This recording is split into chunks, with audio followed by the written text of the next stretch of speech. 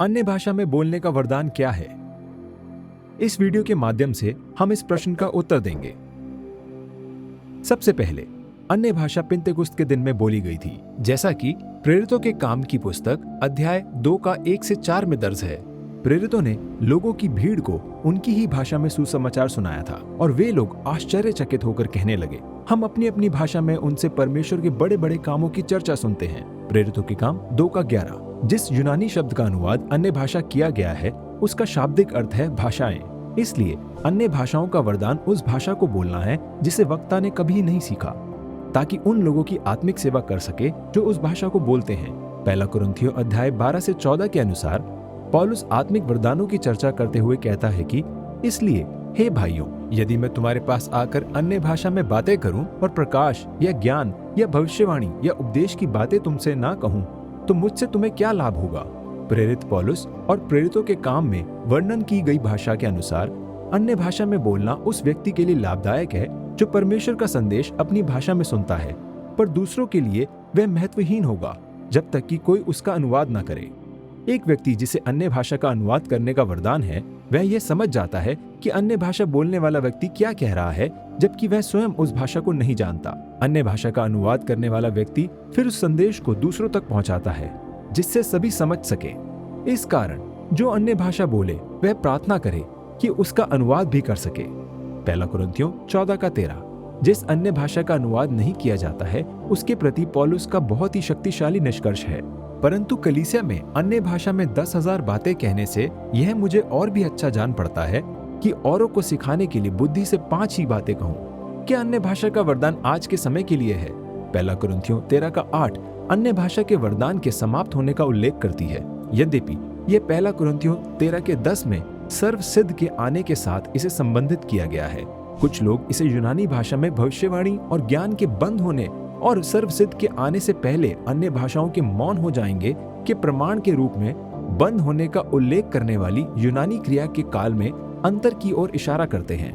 यह एक संभावित अनुवाद हो सकता है, पर यह पवित्र शास्त्र में स्पष्ट नहीं है।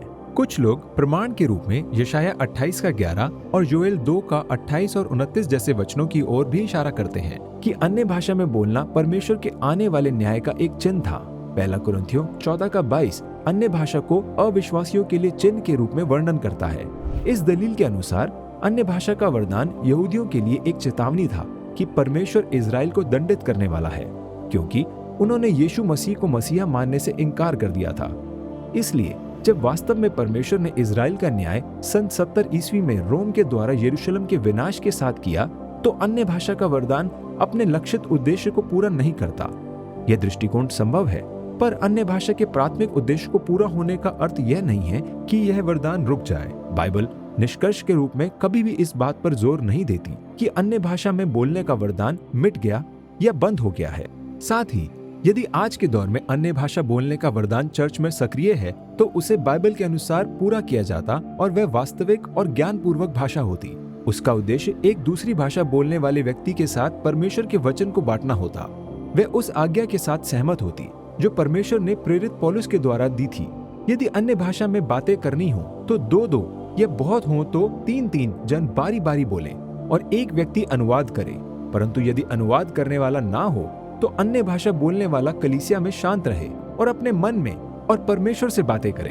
वह पहला कुरिन्थियों 14 का 33 के अनुसार भी होता, क्योंकि परमेश्वर गड़बड़ी का नहीं परंतु शांति का परमेश्वर है, जैसा पवित्र लोगों की सब कलीसियाओं में है। परमेश्वर निश्चित रूप से एक व्यक्ति को अन्य भाषा बोलने का वरदान दे सकता है, जिससे कि वह दूसरी भाषा बोलने वाले व्यक्ति से बातचीत कर सके। पवित्र आत्मा आत्मिक वरदानों को बांटने में परम है। सोचें कि सेवकाई करने वाले लोगों के लिए कितना आसान होता अगर वे बिना सीखे ही तुरंत दूसरे लोगों की भाषा में बात करने में सक्षम हो जाते, पर परमेश्वर ऐसा नहीं करता। इस सच्चाई के बावजूद कि अन्य भाषा बहुत उपयोगी है, वह आज के समय में उस रूप में प्रकट नहीं हो रही जैसे कि नए नियम में हुई थी। क्या आप अधिक जानकारी चाहते हैं? सब्सक्राइब करें ताकि आप अगला वीडियो मिस ना करें। अधिक बेहतरीन सामग्री के लिए godquestions.org हिंदी पर जाएं। क्या आपके पास प्रश्न है? बाइबल में उनके उत्तर हैं और हम उन्हें खोजने में आपकी सहायता करते हैं।